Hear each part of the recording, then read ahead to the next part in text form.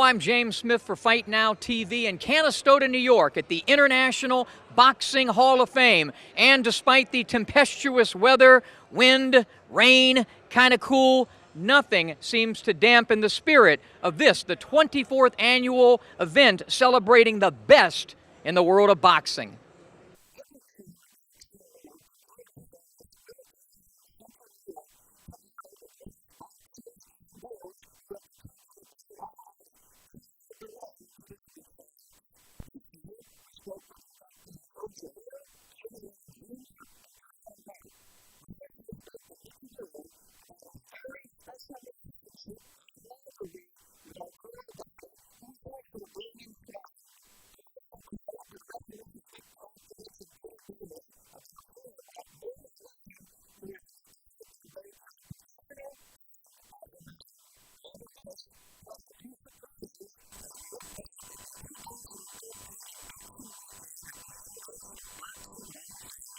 With the bantamweight champion of all actresses, Rosie Perez. Did you enjoy this experience, young lady? I did. It exceeded my expectations. Like I've been saying all weekend, I'm in boxing heaven. It's really a great time. What do you like most about this sport? I think that what I like about it is the heart and dedication that it takes to step into the ring, and you become part of the fight. You know, as a spectator, your heart is screaming for them because you know how much it took for them to get to that place. And the other part I love about it is the sweet science. I just love the technique of boxing and the skills of the fighters. I just love watching them outbox their opponent, outclass their opponent. I think it's fantastic. You know, when I've interviewed Samuel L. Jackson and Mark Wahlberg, Christian Bale, and different actors, they've compared the sweet science to acting and the discipline and focus that it takes to be a great fighter, to be a great actress. Oh, 100%. You know, there's sometimes that, acting is a really tough gig. It really is. And you have to have character, courage, and tenacity. And it's the same thing that what makes a great champion. And, sometimes things work out, sometimes they don't. But you got to get back up, before that count is over. You got to get back up and you got to keep going. You got to keep fighting, and it's very similar. Julio Cesar Chavez, I see him all the time, and he says, no, I don't want to go fight him. He's no. But listen, what happened was Don King, everybody knows. You know Don King? I've heard. Well, he was a Don King fighter. And I fought him in Madison Square Garden, which I thought I won. Just exactly what does that mean, a Don King fighter? What does it mean? It means if you don't knock him out, you're not going to get the decision. It's too much money involved. But anyway, and that's what happened. I didn't knock him out, and I didn't get the decision. But people could see the fight and YouTube or whatever, and you could see the difference. 6 out of 12 rounds, I won 6 of them. They took a point off of him, and they still gave him the fight. And they gave him a unanimous decision. Come on. But anyway, he knows it. I know it. I never took care of it. He never wanted to fight me again. Got a guy hurt. Let's pretend that you could hurt me. Mm-hmm. Okay. How? Like that? Let's hear the sound. Yeah. Okay, so let's pretend. See how strong he is. Yeah, no, not too. Not in the body. That's why I had 8 cracked ribs in 3 years as a prize fighter. So I'm hurt. I'm against the ropes. What is the Juan Laporte close the show? Okay, so you hurt. You're going against the rope. I'm trying to push you there so I can nail you with the right hand. As soon as you drop that hand, boom! And it should be all over, right? Again, do that again, how you knocked the hand down and then came back with the right hand. Well, because you're defenseless right now. Right. So a lot of guys, they just go, boom, boom, boom, just try to hit you. No, you, boom! And there you go. I look at all of the champions that come here to this, to this Hall of Fame, and I can see the sparkle, in the eyes of most of the guys that I speak to.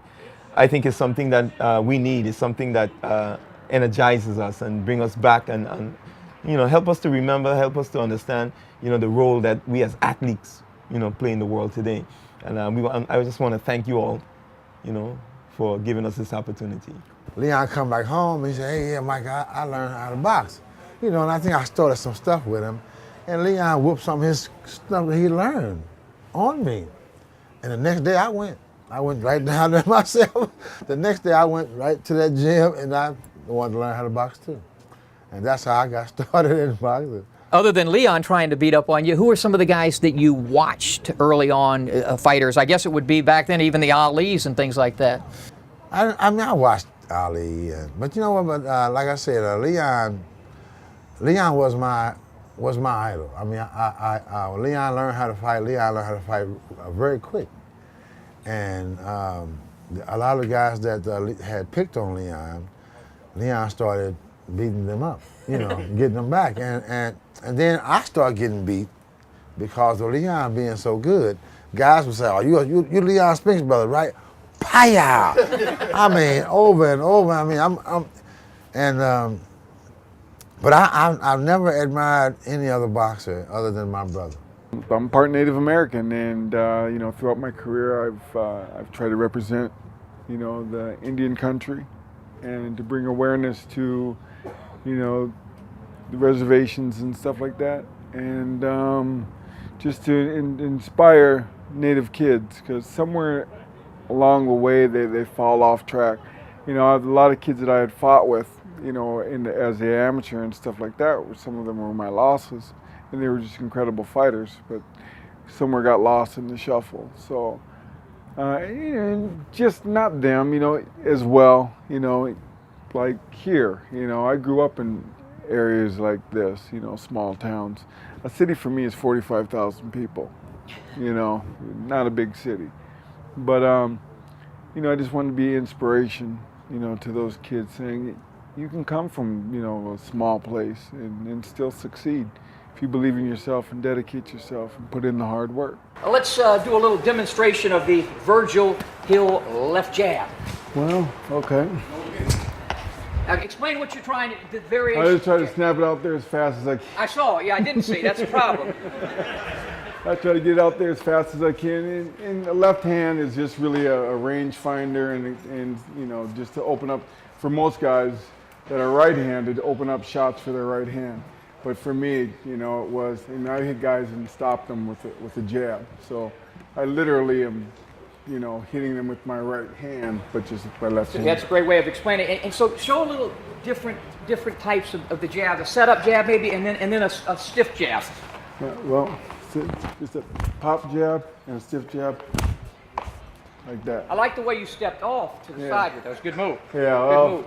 Well, you know, I tend to do that. I mean, even though I'm 6'1", some of the guys that I fought were a little taller. So what I would do when I jab them is just slip a little bit, just so I could slip their jab and almost hit them with an up jab, which is a really powerful shot because... Yeah, explain the up jab. Now, maybe some of the folks don't understand. An up jab is more, you know, instead of the conventional just straight ahead jab, you kind of dip here and you throw it up, almost like throwing a shot put. So it just comes right across. A lot more power. A lot more power. You're using your hips a lot more, so it tends to be a harder shot. With Super Judah, Zab Judah at the International Boxing Hall of Fame, fresh off his very good performance against Garcia. Let's talk about the Hall of Fame. Is this your first experience? Yeah, this is my first experience. This is my first time up here, and you know, I'm glad that I made the choice of coming up here and just enjoying it. I mean, it's been a wonderful experience, and I will be back from every year from now on. That's fantastic. Yeah, it's kind of like the sport. It's kind of addictive, isn't it? Yeah. You know what? I look at it as a yearly vacation now. So I'm going to put it in my file as a yearly vacation, the Hall of Fame weekend. Yeah. You knew Arturo Gatti. What did you think of him as a fighter? I knew Arturo very well. I mean, we trained in the same training camp. We boxed we got over 500 rounds in sparring and together. And phenomenal guy. I mean, I remember I got so many phenomenal stories. I remember just being in Florida with him, running up and down 95, Highway 95, back and forth all night, all day, every day. And, you know, he was a tremendous guy, you know what I'm saying? And he just always believed in Zab. Don't ever quit. Nobody could beat you. And, you know, it's phenomenal just to see him go into the Hall of Fame right now. It's beautiful. Explain to people something that they might not know about Arturo Gatti. Everybody knew he's the blood and guts warrior. He could box, he could punch, he could take a punch. But tell us something that maybe we didn't know about him. A great guy, and I'll give you a little example of it. you seen on the special, like an HBO special with me and him when we fought, and we were in the hospital side by side, the hospital beds. I'm over here and the curtain's here, and my doctor opened the curtain and goes, somebody wants to say hi. Opens it, like, so look at the goosebumps I get talking about it. Opens the curtain up, who's laying there but Arturo? First thing out of his mouth was, Mickey, you okay? First thing. And that really, like look at the goosebumps I get, and that's when I knew what a great guy he is, you know. What fight was that after? The third. The last fight, and he could have said, good fight, this, that, but the first thing he said was, you okay? And I say, I'm okay, and blah, blah, blah. But that's people don't know that probably about him, how good a guy he was. Of those 3 epic battles, if there's a moment that stands out for you that you can almost, I'm there again. What round, what point of those 3 fights really just is right there with you? Or are there a lot of moments? There's a lot of moments. Probably obviously the 9th round in the first fight was huge, but what was crazy is this little story is the second fight when he threw a right hand, knocked me down. In the 3rd round, he caught me right here, right on the ear. I went down, boom, I was out of it. Right, I was out of it, I was gone. Referee gives me the 8 count, blah, blah. I'm like, I was going like this because he hit me on the ear, and he just let us fight again. And Toro hit me with some more punches. I kind of almost went down again, but then he lined me up. He threw a right hand, boom. I was out of it, right? He threw a right hand, hit me so hard, he woke me up. I was awake, and right. If he would have just backed up, I probably would have fell down. But when he hit me with that shot, it woke me up, and I started punching him back. That's what woke me up. Him hit me, so he knocked me out, woke me up the same round. In 1986, I became licensed with the Nevada Athletic Commission, where I had the pleasure of refereeing almost all the fights up in northern Nevada with Mills. And Mills, basically, by being able to watch him in the ring, was my mentor. I was able to watch his style and incorporated aspects of his style into my style, and I had that privilege. And so it was very, very important to me to be able to be his associate, if you will, at the boxing matches.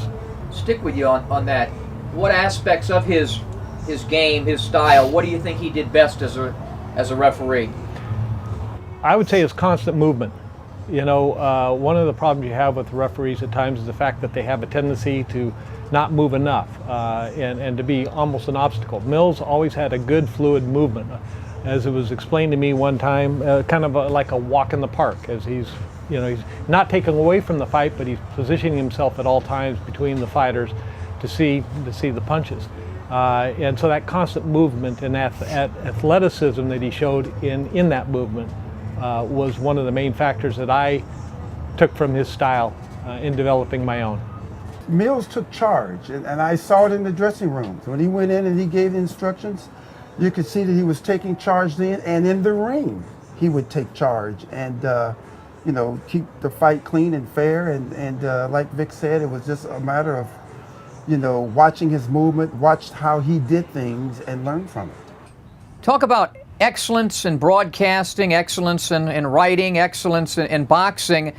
This gentleman now enshrined forever into the International Boxing Hall of Fame, the voice of boxing in the UK, Colin Hart. Colin, congratulations. Thanks, Smitty.